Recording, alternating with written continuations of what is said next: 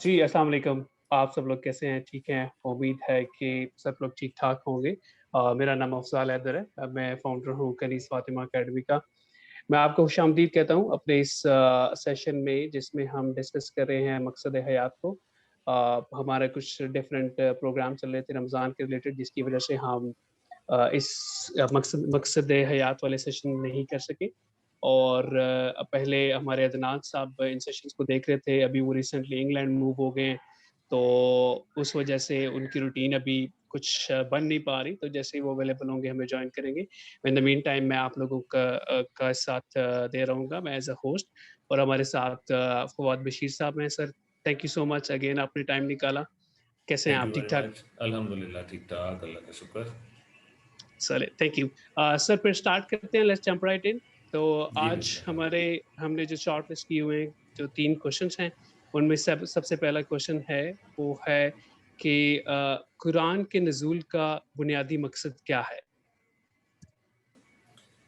इसमें क्योंकि जब हम किसी भी चीज़ को अंडरस्टैंड करने की कोशिश करें तो कुरान जैसे इसके अगर लफ्ज़ी मतलब पे भी अगर हम जाएँ तो इसका लफ्ज़ी जो अवामी तर्जमा किया जाता है वो ये किया जाता है कि सबसे ज़्यादा पढ़ी जाने वाली किताब।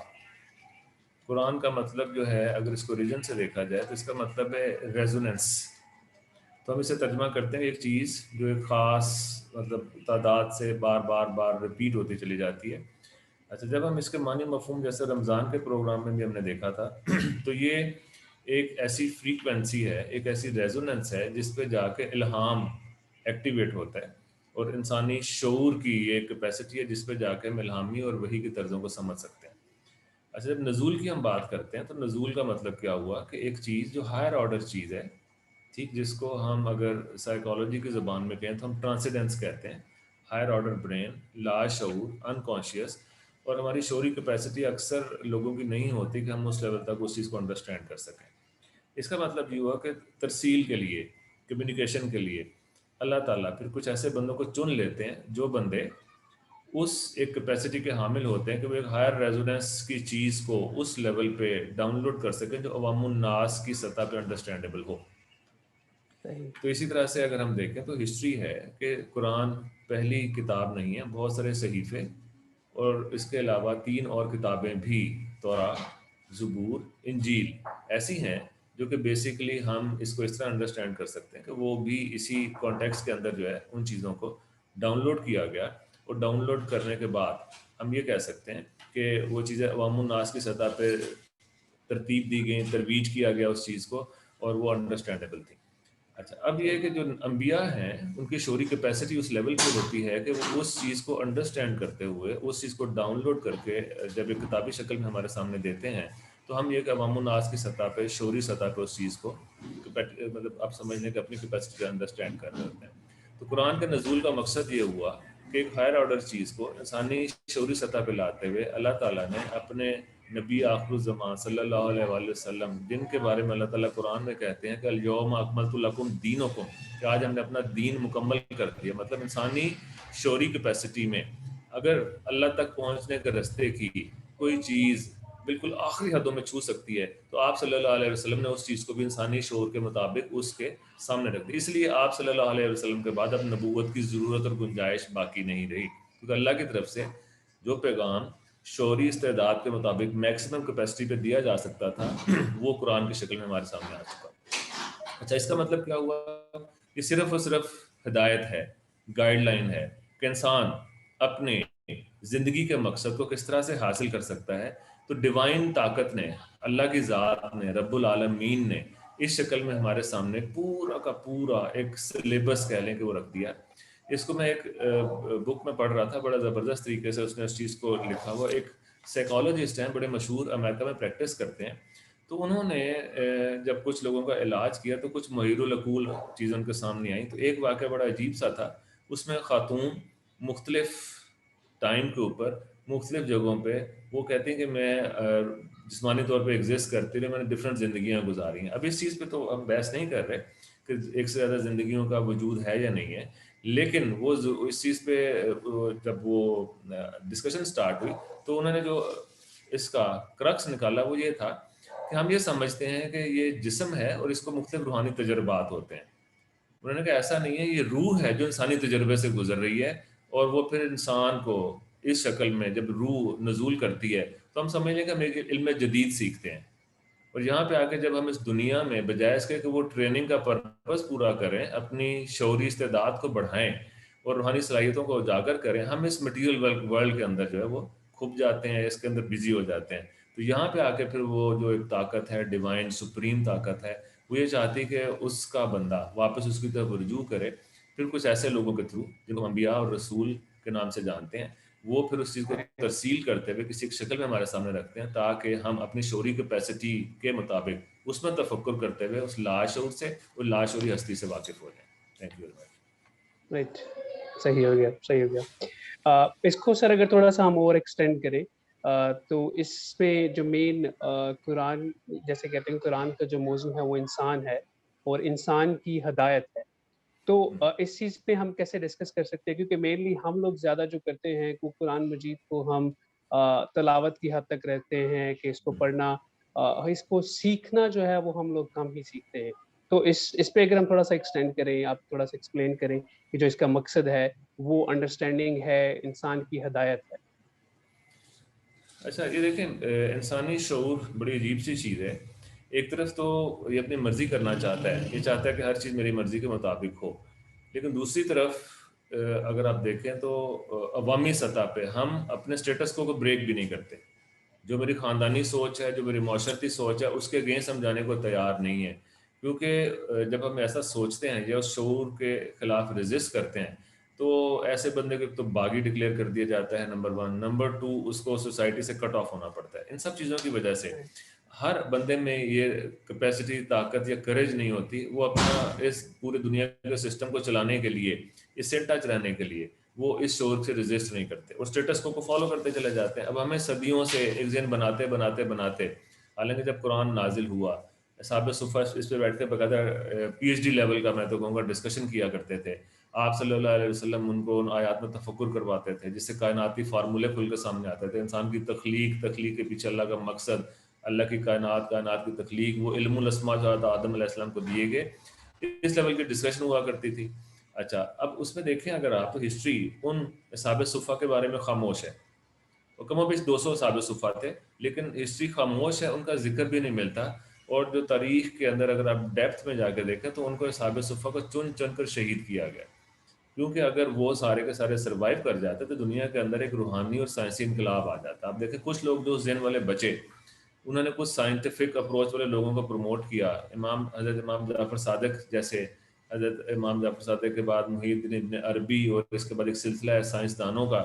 اگر آپ دیکھیں تو یہ سارے کے سارے لوگ سائنٹیفک، سارے کا سارا انقلاب ان لوگوں کی اس ایکسپلوریشن کے بعد آیا. لیکن آہستہ آہستہ اگر آپ دیکھیں تو خاص طرح کی طرز فکر جو کسی بھی مذہب کو ریچول میں کنورٹ کر دیتی ہے. ٹھیک ہے، اب وہ ایک ایسی طرز فکر ہے جس میں آپ دیکھیں تو کوئی بھی بندہ جو کہ مذہب کا ٹھیکیدار بن جاتا ہے، مذہب کو کاروبار بنا لیتا ہے. میں اب نام نہیں لینا چاہوں گا، وہ ایک طبقہ ہے ہر مذہب میں ہوتا ہے، وہ مذہب کو کاروبار بنا لیتا ہے. وہ پھر یہ نہیں چاہتا کہ لوگوں کو ریئلٹی سمجھ میں آئے، وہ بیچ میں ایک مڈل مین کا رول پرفارم کرنا شروع کر دیتا ہے. مڈل مین کا رول پرفارم کرتا ہے، وہ ریئلٹی تک جانے نہیں دیتا، اور وہ کہتا ہے کہ دیکھو اگر کوئی سمجھانے والا نہیں ہوگا، اس کے بغیر سمجھو گے تو گمراہ ہو جاؤ گے. حالانکہ اللہ تعالیٰ فرما رہے ہیں کہ کون ہے جو سمجھنا چاہتا ہے. سمجھنے والوں کے لیے نشانیاں اور عقل والوں کے لیے نشانیاں. ساتھ ہی ساتھ اللہ تعالیٰ نے فرما دیا کہ جو اس کو سمجھنا چاہے میں نے آسان کر دیا ہے. اور ہمیں کیا میسج دیا جاتا ہے؟ یہ مشکل ہے، گمراہ ہو جاؤ گے. اللہ تعالیٰ کہتے ہیں قرآن کے اندر کہ جو اس سے ہدایت چاہتا ہے اسے ہدایت، اور جو گمراہی چاہتا ہے اسے گمراہی ملتی ہے. اس کا مطلب یہ ہوگا اگر میں اچھی نیت کے ساتھ قرآن کی پہلی آیت پڑھوں، ذالک الکتاب لا ریب فیہ، اس میں شک نہیں ہے. اگر میں متقی بن کے یقین کی حد میں اس کتاب کو کھولوں گا اور ذہن میں یہ ہوگا کہ میرے اللہ مجھے سمجھائیں گے، میں آسانی کے ساتھ سمجھنے کے لیے بیٹھنا چاہ رہا ہوں. ان قرآن فجر کانا مشہودا، اگر فجر کے ٹائم اگر آپ اٹھیں جس میں شعور اور لاشعور کافی ایک دوسرے کے کلوز ہوتے ہیں، کیونکہ ابھی ہم سو کے اٹھے ہوتے ہیں، لاشعور تھوڑا سا ایکٹیو ہوتا ہے، شعور ایکٹیو ہوتا ہے. اللہ تعالیٰ نے فجر پڑھنا، ان القرآن فجر کانا مشہودا، ایسے جیسے مشاہداتی سمجھنا. اللہ تعالیٰ پھر خود فرماتے ہیں کہ اس کا سمجھنا آسان کر دیا. تو اللہ تعالیٰ پھر علیم بھی ہیں، وہ ایسی ہستی ہیں، ویسے وسائل، ایسے اسباب پیدا کرتی ہیں کہ انسان کا ایک پورے کا پورا پروسیس لرننگ کا سٹارٹ ہو جاتا ہے. لیکن سب سے امپورٹنٹ چیز کہ میں لرننگ اورینٹڈ ہو تو جاؤں. ہمیں تو مذہب کی عمارت ثواب کے اوپر کھڑی کر دی، صحیح، اتنا پڑھو گے اتنا ثواب ہوگا. اب ثواب کی ڈیفینیشن کسی ایک بندے سے آج تک مجھے تو پیٹ نہیں مل سکی. ایک کہانی سی بنا لی ہے، ٹرانزیکشنل سا ریلیشن شپ بنا لیا اللہ تعالیٰ کے ساتھ، وہ مقصد حیات کے گم ہو کے رہ گئے. اور اس ٹرانزیکشن کے اگینسٹ بھی اب قرآن آپ کو ایک پوری کی پوری کائناتی اور مطلب ورائے کائنات اللہ کی ذات سے اٹیچ کرتا ہے. اور ہم قرآن کی آیتیں پڑھ پڑھ کے دنیا میں کاروبار اور اپنی نوکری اور سیلری کی برکت کے لیے اس کو پھونک رہے ہوتے ہیں. دنیا کی مثال ایسے ہے، آپ صلی اللہ علیہ وسلم ایک دفعہ صحابہ کرام کے ساتھ تشریف لے جا رہے تھے کہیں، پھر رستے میں دیکھا تو ایک بکری کا مردہ بچہ پڑا ہوا تھا. آپ صلی اللہ علیہ وسلم رک گئے اور صحابہ سے پوچھا اس کا کیا مول لگاؤ گے؟ تو صحابہ نے حیرانگی سے کہا اس کا کوئی کیا مول لگائے گا اللہ کے نبی؟ تو آپ صلی اللہ علیہ وسلم نے فرمایا دنیا کی مثال اس سے بھی رذیل ہے اور تم اس کا مول لگاتے نہیں تھکتے. اس کا مطلب یہ ہو کہ ہم نے تو اس کی پرائورٹی اور پریفرنس کو انڈرسٹینڈ ہی نہیں کیا، اور باقی مذاہب کی طرح اس کو بھی ہم نے ریچول میں کنورٹ کر دیا، اور صرف 5 وقت کے ٹائم کے لیے مصلی پہ بیٹھے. وہ جو قیم الصلاح کا عظیم الشان مفہوم تھا اس سے بھی نکل گئے. سوما سے جو ہم نے نماز میں پڑھا اس کا ترجمے پہ بھی غور نہیں کیا. اللہ سے کیا ہم کلام ہوئے اور کیا ڈسکشن کی، اس کا رزلٹ کا نکلنا چاہیے تھا وہ بھی ہمیں نہیں پتا. حالانکہ یہ بہت کوئی اللاجیکل سی اپروچ جو ہم لے کے چل رہی ہے، یہ بہت کوئی ایسی بات نہیں ہے مشکل کہ جس کو سمجھا نہ جا سکے. تھوڑا سا صحیح، تفکر کیا جائے تو ہمیں کچھ دیر کے بعد اس پہ خود سے ہنسی آنی شروع ہو جاتی ہے کہ بچے کو جب انگلش کی کتاب دی جائے اس کو ورڈز کے میننگ، اور جب بچہ کسی ایسی ٹرم کو پڑھتا ہے جو سمجھ میں نہیں آتی فوراً ڈکشنری کھول لیتا ہے. دوسری طرف ہم نے کبھی یہ زحمت ہی گوارا نہیں کی.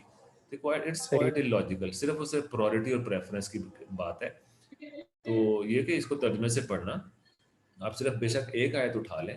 پہلا کام جو میں اپنے کسی بھی دوست کو اسٹوڈنٹ کو ریکمینڈ کرتا ہوں، میں نے بھی ایسے ہی کیا، آپ صرف قرآن کی سورتوں کے نام پڑھنا شروع کر دیں. بقرہ، گائے، نمل، چونٹی، ہاتھی، پہاڑ، پھر اس کے بعد جی دھماکہ، بس آپ دیکھیں عمران، سورہ عمرانیات، سوشالوجی، سورہ نساء، ناس. آپ دیکھیں تو اس کے چیپٹرز کے نام آپ کو صرف ایک سٹیپ اٹھانے کی ہے. اس کے بعد یہ کہ پھر یہ آپ کی زندگی کے لیے ایک گائیڈ لائن بننا شروع ہو جاتی ہے. جی رائٹ، رائٹ، رائٹ، رائٹ. اور سر اس میں یہی ہے کہ اس میں جو سیکھنا ہے اگر آپ نے، تو اس میں جیسے اللہ تعالیٰ قرآن میں جگہ جگہ پہ کہتا ہے کہ غور و فکر کرو اور سوال کرو، جس کا مطلب یہ ہے. لیکن ہمارا جو ثواب کے ریلیٹڈ اس چیز کو دیکھا جاتا ہے تو اس اسپیکٹ سے سوال کرنا ذرا برا سمجھا جاتا ہے، اور اس وجہ سے یہ چیز جی پروموٹ نہیں ہو بالکل پائی. ایسے ہی. اچھا، اس جو ابھی ہم نے ڈسکشن کی، اس کا جو مقصد ہے انسان کی ہدایت کا، تو اس لحاظ سے اگر ہم دیکھیں کہ اس قرآن مجید کا ہماری زندگیوں میں کیا مقام ہونا چاہیے، اس پہ آپ کیا کہیں گے؟ اچھا دیکھیں اوور دا ٹائم ہم نے بھی زندگی گزاری، ہم نے سبجیکٹ کی کتابیں پڑھی بھی، پڑھائی بھی. اچھا پھر کبھی کبھی زندگی میں ایسا مشکل ٹائم آیا، ذہن میں کچھ سوالات تھے، کوئی آیت نظر سے گزری، ذہن کی ایک گتھی سلجھتی چلی گئی. اچھا پھر ہم نے زندگی میں مگن ہو گئے. پھر کچھ عرصے کے بعد ایک اور نیا مینجمنٹ سے ریلیٹڈ کویشچن ذہن میں آیا، پتہ چلا کہ اس کا قرآن میں آنسر موجود ہے. پھر اس کو ایسے ہلکا پھلکا غور کیا، آگے چلے گئے. چلتے چلتے چلتے اب کبھی کبھی آہستہ آہستہ جب یہ چیزیں مطلب بڑھنا شروع ہوتی ہیں تو اب یہ احساس ہونا شروع ہو گیا کہ اللہ تعالیٰ نے قرآن میں ایک بات کہی، کوئی چھوٹی سے چھوٹی اور بڑی سے بڑی بات ایسی نہیں جو ہم نے قرآن میں نہیں کہہ دی. اچھا میں نے یہ آیت پڑھی تو مجھے اس کی شروع میں تو کوئی تفہیم یا انڈرسٹینڈنگ نہیں ہوئی. میں یہ سمجھا کہ اب اس کو اگر ریلیٹ کیا جائے کیسے کیا جائے، تو ذہن لامحالہ شک میں گیا. لیکن جب قرآن کی پہلی آیت پہ غور کیا کہ جی اس میں شک نہیں ہے، میں نے یقین کے ساتھ جب اس چیز میں تھوڑا انڈرسٹینڈ کرنے کی کوشش کی تو بات سمجھ میں یہ آئی کہ یہ ایک ایسی کتاب ہے جس کو اگر ہم ایسے کہیں، یہ پوری کائنات کس طرح سے آپریٹ ہو رہی ہے، سسٹم کیسے چل رہا ہے، اس میں کیا کیا چیزیں کر رہی ہیں، زندگی کتنی، اگر ہم نے کسی مینول کی فارم میں دیکھنا تو وہ قرآن کریم ہے، وہ قرآن مجید ہے. یہ پوری کائنات کا ایک آپریٹنگ سسٹم ہے. جب آپ اس ذہن سے اس کا، لیکن اگر ظاہری ذہن سے دیکھا جائے جو گناہ ثواب والا ذہن ہے تو ایسا کوئی روخ اینگل سامنے نہیں آتا. لیکن جب آپ اس کو اپنے انسانی تخلیق پہ تفکر فرما رہے تھے اور اتنی ڈیپتھ میں تفکر میں چلے گئے کہ اللہ تعالیٰ کی ذات نے جب اس فریکوینسی پہ آپ کے ذہن نے ٹچ کیا تو جبرائیل علیہ السلام آپ کے سامنے آئے اور کہا اقرا. یہاں آپ سے میں افضال بھائی ایک نیا اینگل ڈسکس کرتا ہوں. جی ضرور. جب اقرا کہا گیا تو کہا پڑھ، تو آگے ہمیں جو ایک، میں اگین تھوڑا کیٹیگوریکلی بات کروں، غلط العام ایک بات کہی جاتی کہ آپ نے کہا میں پڑھنا نہیں جانتا ہوں، حالانکہ وہ اقرا کہہ رہے تھے کہ پڑھو، بولو پیچھے. اب وہ کون سا کتاب کھول کے سامنے بیٹھے ہوئے تھے. اگر میں آپ سے کہوں اقرا، آپ کو عربی نہیں آتی تو افضال بھائی آپ بھی کہہ لیں گے اقرا. اب اس پہ राइट, کہا کیا گیا، اس کے پیچھے مفہوم کیا تھا، انہوں نے کہا پڑھو. آپ پیچھے پیچھے پڑھنا شروع ہو جاتے ہیں، حالانکہ آپ عربی کے علاقے کے رہنے والے تھے. آپ صلی اللہ علیہ وسلم نے فرمایا کہ میں پڑھنا نہیں، میں مشاہدہ کرنا چاہتا ہوں. राइट, میں پڑھنے والا نہیں ہوں، میں پڑھنا نہیں جانتا ہوں، میں پڑھنے والا نہیں ہوں، میں دیکھنے والا ہوں، مجھے مشاہدہ کرواؤ. اب سائنٹیفک طرز والا ایک ذہن رکھتے تھے، اور وہ सही, سائنٹیفک طرز والا ذہن مشاہداتی ہوتا ہے. تو آپ صلی اللہ علیہ وآلہ وسلم نے وہ پورا تخلیقی سسٹم مشاہدہ کیا کہ انسان کس طرح سے خلق الانسان من علق. وہ علق کیا ہے، مولک ہونا کیا ہے، ماں کے پیٹ میں اس پیٹ کی شکل میں اس کی فارمیشن کیا ہے، وہ پروسیس کیا ہے، وہ مشاہدہ. مشاہدے کو جب سمجھتے ہیں کہ جب بھی ہم اگر کسی پروگرام کو دیکھ رہے ہیں، جیسے ہم یہ زوم کی میٹنگ राइट, کر رہے ہیں، اس میں ہمیں اپنے چہرے سب کچھ نظر آ رہا ہے، اس کے بیک اینڈ کے اوپر اگر آپ چلے جائیں تو एग्ज़ैक्टली, کوڈز ہی نظر آئیں گے. اور اگر آپ اس کوڈنگ کو نہیں جانتے تو اس کا کوئی مفہوم ہمارے سمجھ نہیں آئے گا. تو صرف اور صرف یہ کہ انسانی شعور جب اس طرز سے واقف ہو جاتا ہے جو الہامی ہے، جو وہ طرز جو وحی کی طرز ہے، جب وہ ذہن اور فریکوینسی جب ایکٹیویٹ کرتا ہے، جو سورہ قدر میں ہم نے رمضان والے پروگرام میں ڈسکس بھی کیا تھا کہ سورہ لیلۃ القدر مقداروں والی رات 30 راتوں مطلب 30 مہینوں کے برابر، تو ہم نے وہ فریکوینسی اس میں آئیڈینٹیفائی کی تھی. اگر آپ राइट, آڈینس دیکھنا چاہیں تو رمضان والے پروگرام میں دیکھ سکتے ہیں کہ وہ فریکوینسی ہے राइट, جس پہ جا کے قرآن کا نزول ہوتا ہے. جب ہم اس فریکوینسی سے اس کو اٹھاتے ہیں تو ان آیات کے پیچھے آج بھی وہ مشاہداتی اور وہ سارا کا سارا، کیونکہ دیکھیں نا ذالک الکتاب لا ریب فیہ ہدی للمتقین الذین یؤمنون بالغیب.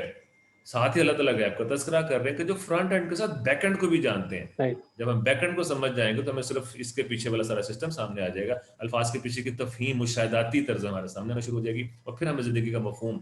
تو کہنے کا اس بات کو اگر میں سمپلیفائی کروں اور اس کو سمرائز کروں، राइट, مینس کہ جب ہم اس کو ذہن سے اٹھائیں گے کہ اللہ تعالیٰ سمجھانا چاہتے ہیں، تو ہمیں پھر سب سے پہلے اپنے ذہن پہ تھوڑا سا کام بھی کرنا پڑے گا.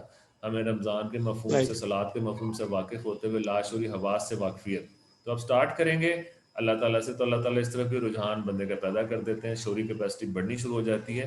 اور پھر جب لاشعور سے انسان کا ذہن ٹچ کرتا ہے تو اللہ کھول کھول کر آیات بندے کے سامنے آنی شروع ہو جاتی ہے. صرف پرائورٹی اور پریفرنس کی بات ہے، کوئی مشکل نہیں ہے، کوئی راکٹ سائنس نہیں ہے. اللہ سے مدد مانگیں، دنیا آپ کے پیچھے سمجھانے کے لیے، سمجھنے کے لیے پیچھے چلنا شروع ہو جائے گی. ہم بندے کے پیچھے بھاگنا شروع ہوتے ہیں کہ بھائی مجھے سمجھاؤ. یہ تو طرز ہی غلط ہے. ہدایت اگر اللہ دے رہے بندہ کیسے دے سکتا ہے؟ ہاں انعمت علیہم ہیں لوگ، لیکن جب آپ اللہ کے راستے کا سفر طے کرتے ہیں تو انعمت علیہم نامینیٹ ہو جاتے ہیں، راستے ملنا شروع ہو جاتے ہیں. تو بندے کے پیچھے مت بھاگیں، اللہ سے مدد مانگیں، وہ سارا کا سارا بندوبست سٹارٹ ہو جاتا ہے. جی صحیح، صاحب. صحیح ہو گیا. اچھا اسی چیز کو اگر ہم تھوڑا ایکسٹینڈ کریں، جب ہمیں اس کا آئیڈیا ہو گیا کہ اس کا جو قرآن کا مقصد ہے وہ انسان کی ہدایت ہے، ہمیں اس کو مشاہدے کے لیے پڑھنا چاہیے، تو نیکسٹ کوسچن اس سے ریلیونٹ آتا ہے کہ اس چیز کو اپنے مائنڈ میں رکھتے ہوئے ہمیں قرآن کو کیسے سیکھنا چاہیے خود اپنے لیے اور اپنے بچوں کو، ان کے بگننگ سے ہی، شروع سے ہی ان کو کس طرح ہم لے کے چلیں کہ وہ اس قرآن کی جو ٹرو میننگ ہے اس میں ان کی انڈرسٹینڈنگ بھی ہو اور اس کو سیکھیں. اچھا دیکھیں، جیسے بھی ہم کوئی کتاب پڑھنا سٹارٹ کرتے ہیں تو پہلے سٹارٹ میں ہم ایک دفعہ اس کو اوور ویو لیتے ہیں، دیکھتے ہیں. کسی سبجیکٹ پہ جب انٹر کرتے ہیں ہم اس کو دیکھتے ہیں، اس کو سمجھنے کی کوشش کرتے ہیں. تو پہلے تو سٹارٹ میں ہمیں اسے سٹارٹ کر دینا چاہیے. اسے جتنا ایزیلی ہم ترجمے سے پڑھ سکیں، انڈرسٹینڈ کر سکیں، اور رک رک کے ترجمے سے ایک ایک لفظ پہ، ایک ایک آیت پہ غور کرتے ہوئے تھوڑا رکیں، ذہن کو روکیں، پھر آگے چلیں، پھر تفہیم کے ساتھ. اچھا پھر اس کا ایک بڑا زبردست ایکسپیریمنٹ ہے.